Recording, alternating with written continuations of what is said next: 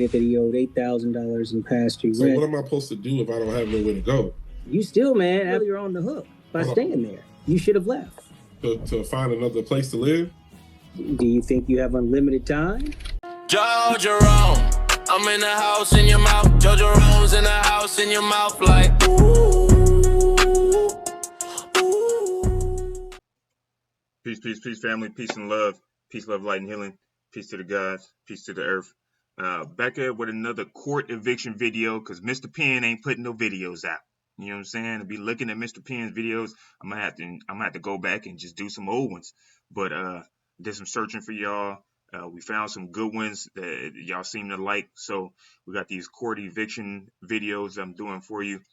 This one is Freeloader says house is unlivable, gets full refund, then refuses to leave. So we'll see what happens here. But before we get to the video, remember, call a friend, tell a friend, tell a friend, call a friend, and let them know that Rome's in the house, in your mouth. Joe Jerome, I'm in the house, and I'm in your mouth like, ooh, ooh. I say, ooh, ooh, ooh. Hey, y'all, keep your mind right. Keep your mind tight. Keep thriving and surviving, and stay focused on what you got to do. And so I'm not going to delay it. I'm going to play it. I ain't going to sit here and bore y'all with my commentary, but check your mentals, your emotionals, your physicals, your spirituals. Check on yourself. Check on family and friends. Make sure everybody's good. You know what I'm saying? Shine some light on people and then bring that back to yourself and keep yourself right. All right. So you can have a good night. Let's go ahead and start this video right now.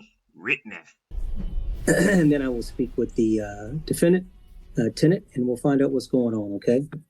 Okay. So first things first, Ms. Simmons, do you have a written or oral lease with Mr. May? Written. Okay. And I understand it's with Dwayne Reed, but you're the agent, but it's a written lease, correct? Correct. All right. And is this month to month now, or is it still within its terms? It's still within the terms. Okay. And when are the terms set to expire? November 30th, 2027. Okay. No, 2027. Okay. And how much is monthly rent? The monthly rent is $1,500. Last time the tenant paid rent from any source? The tenant has only paid the security deposit. He's never made a rent payment. Okay. Only made a security deposit. I see here that this was filed in February, and at the time you indicated that he owed $8,000 in past due rent and at $1,500 a month. Is that correct? Correct. Okay. And so when was the first time he paid? What month? The first time he paid was the $3,500 in July. The 19th is when he gave that initial deposit. The current lease that we're discussing was signed for November the 1st. And after that initial deposit, we received no other funds from the tenant. So he signed two different leases? Yes, he ended up signing two different leases. The initial lease he wasn't able to move in because the house was there were repairs and renovations being done. But once November came around, the tenant was eager to be able to have a place to be. So the agreement was made for the tenant to move in while the repairs and renovations were still going. Why would you do that? So essentially you're saying he owes for November, December, January, February, and March? That's correct. Okay, so 5 months. Correct. At this point. Okay. All right. And I don't see anything else. Mr. May, just want to confirm what was been told here. You have a written lease with Dwayne Reed? So that what she just said was inaccurate. She just came up with that after we just left the mediation. No, okay. Well, tell me. We'll answer these questions for me then. Yes, sir. Okay. So first, when did you begin occupying the property? December 1st. Of 2025? Yes, 2025. Okay. And how much is monthly rent? It's $1,500. Okay. And is there a late fee to your knowledge? I guess he says $50. Okay. I never had the opportunity to even pay another rent. Okay. And the reason why is because in the middle of December, he told me he was going to refund my money back to me in January. He said he was going to do it in the beginning of January. It wound up not being until the middle, towards the end of January. And the reason that so originally wait, just slow down. So Slow he down, tells buddy. you, hey, you move in December, but then he tells you, I'm gonna refund you your money in January. He gives you the money back. yes, Okay, and this is in January. And how much money did he give you back? $3,500. 30, which is your security deposit and what, first month's rent or something like that? And he said, so the reason why that happened is because when I moved in December, first, I gave my money in July, right? Because I know you're trying to figure out how to make sense out of all of this. I gave my money in July. I was supposed to be moving in the next month, right? When I was supposed to be moving in, the work person I was working on the house wasn't complete. He kept on saying, oh, it's going to be done. Oh, next month is going to be done. And by that time, I already had moved out of my last place. He was like, hey, look, this is what you can do. Because he was mad because the guy wasn't doing what he said he was going to do. He said, hey, look, just get a storage and you can move in as soon as he's done, right? So in the beginning, I'm waiting. I had moved in with another person. I was paying them rent, right? And I told him before all of this, I got a son that I was doing a custody battle with, from a mom from an abuse case, right? And I got proof of it, and I got a temporary court order right now on my son from a Wednesday to a Sunday, right? So I got pictures, proof of everything that I'm saying. Well, hold on. So that's What? not really as relevant about what's going on, though. So what I really want to know is, though, they're alleging that you have $8,000 worth of no payments. You're saying you said you had an original lease that you were going to move in July, but the place wasn't ready, so you didn't officially move in until December. But then he gives you back your money, gives you back the $3,500. Yeah, but and then why'd you stay after he gave you back the money? So this what happened when I moved in. Maybe about a month before then, he told me, I kept on complaining about what's going on. He told me I can put my stuff out of storage. I was telling him I was paying all this storage. He said you can take your stuff out of storage, just put it in the house until he's complete, right? So I took my stuff, took it out of storage, put it into the house. When I moved in, the first day I got there, I had to clean up because the house wasn't clean. I cleaned up, and the plumbing wasn't all the way complete, right? So all the water flooded the house. The next day, I went to go take a shower. Well, Mr. May, hold tight. The man said, I just want to make sure, because we could talk all day, because I know there's a lot going on. That judge is like, you're all over the place. You all over the place, buddy. You all over the map. You talking about your kids' custody case. You done threw that in with the moving in case. And then stay on topic, bruh. You stay on topic. That stuff with your kid, that's a whole different case. We talking about you and your 8,000 and why you can't pay or did not pay the 8,000. Seems like he's getting there, but again, like the last video, have your paperwork and everything in order so you can explain it in a timely manner so it makes sense to the judge. Because you see the judge, he already scratching his head and taking his glasses off and doing those gestures bruh, come on, man. Just you can see it.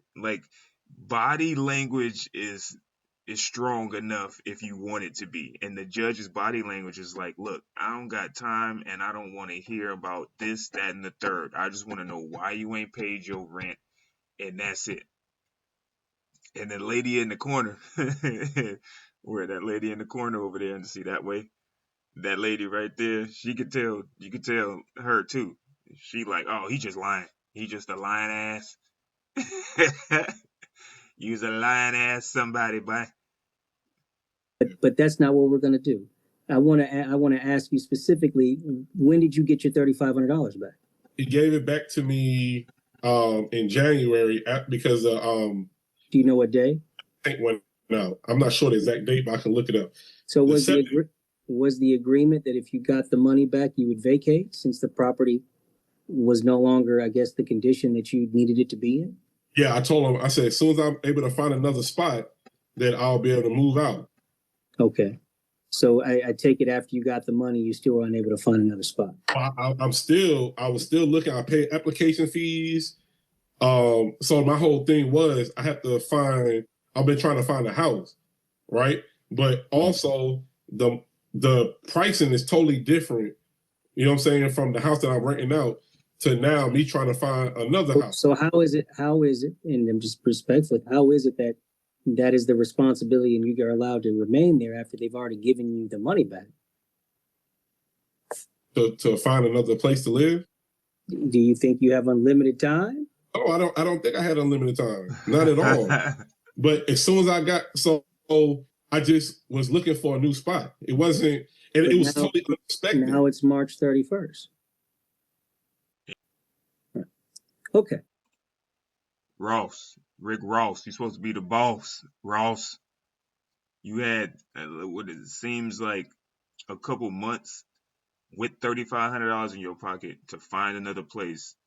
And if the place that you in is not livable, why didn't you just find another place? Like, you had plenty of ample time to find another place and get out. It seems like he was procrastinating, or he was just being cheap and trying to find something more in his budget, which makes sense too. Like, if you got 35, you probably didn't want to give out the 3,500, but you figured it was gonna be a good place. It ended up not working. You get your 3,500 back, and you want to keep it. I mean, I would too. I would want to keep my 3,500 until I found something that I felt was livable enough for me and my son. So I understand that, but at the same time, you can't take 2 extra months and be living for free. And now, or 3 months, however long you've been living, and now what you thought was yours, 3,500, turned around to you owing them $8,000. Like, you can't just think that they're gonna say, well, he ain't found a place to live yet, so we just gonna let him live here for free until he pay us something. But we're gonna give him his money back, because on our end as landlords, we messed up. The house wasn't done. We told him to move in. He moved in, and the house got flooded and got messed up. That's on us. So we get your money back. You can go find another place to live. But instead, you stayed in an unlivable place. You chose to do that. You chose to keep your money, and now you done got yourself an $8,000 debt. That ain't how you supposed to do that, Rick Ross, the boss. That's what he looked like. Dude look like Ricky Rose. Maybach music. That's what he looked like. He looked like Mr. Maybach. All right. So after receiving the money back, not vacating, you're still there. Anything else you want the court to know? That I've been having to stay somewhere else and paying rent there, but I've been having to stay there because I can't completely move in and stay there.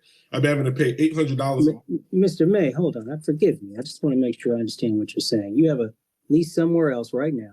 Yes. Where No, you're I don't paying have a rent. lease. I But don't you're have. saying, or you have some type of agreement where you're paying somebody to live at a particular residence, but you're essentially keeping stuff at this other residence because you're saying you just don't have enough space in the new place where you are. No, that's not it. That's not it. So That's I have. not it?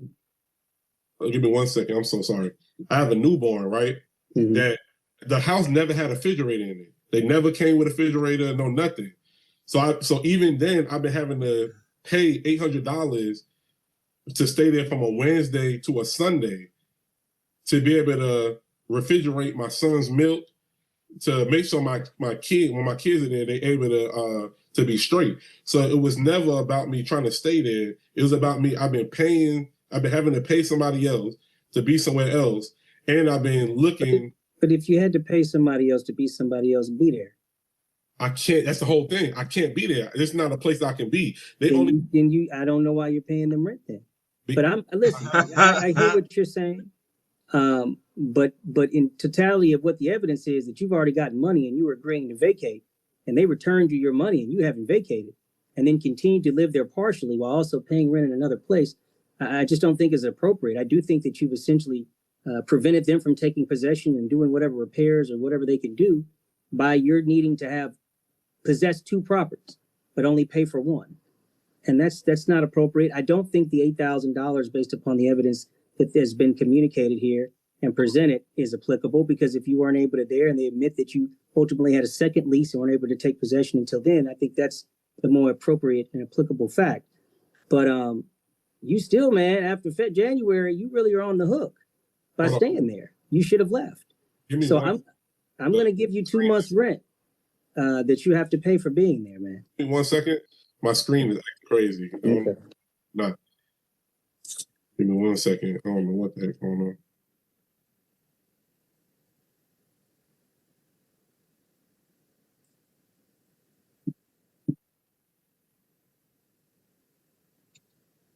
Hello, can you hear me?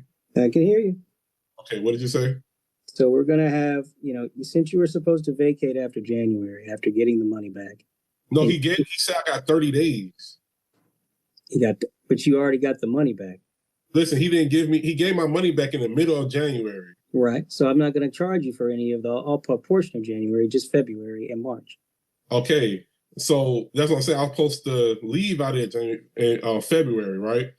But the whole thing was I didn't have enough time. Like, it takes more than a month to try to find a place to live. Got it. Like, ain't like I'm trying. I'm saying the house, you can't flush the toilet and it has no refrigerator. The house is not livable. You see what I'm saying? I understand, Mr. May. All right. It's not like I'm doing it. It's not like I didn't want to be there on my terms. You see what I'm saying? It happened due to a problem that the house had. You see what I'm saying? So Mr. May, I understand. And I think that that's fine. But I think, again, once you guys reach an agreement for you to be returned your money and for you to vacate, because that very rarely happens. The landlord gives you your money before you even vacate. That's not a common attack. They usually are not required to give you their money until you vacate. So you got it in advance and then complained about the condition and then continue to maintain possession. So then you've essentially prevented them from renting it or fixing or doing anything, while also telling us that you've actually moved, but you can't stay there completely. So that's want to just recite what I've heard and the reason why I'm doing what I'm doing. So it's going to be 2 months for essentially February and March, and they're rid of possession on April 7th, 2026, 11:59 p.m. That'll be the order. So what am I supposed to do if I don't have nowhere to go? So that's not respectfully, Mr. May, that's not on for me to figure out. Okay, but that'll be the order of the court, and you guys will get a copy in your email. And you're both free to go. All right. Thank you, Judge. What was that agreement to? What was the other agreement for money? You said it's a $3,000. $3,000 for March and February and March. February. That's man. And when does that have to be paid? It's a judgment. That's between you and the plaintiff. Okay. All right. Thank you, folks. You guys are free to go.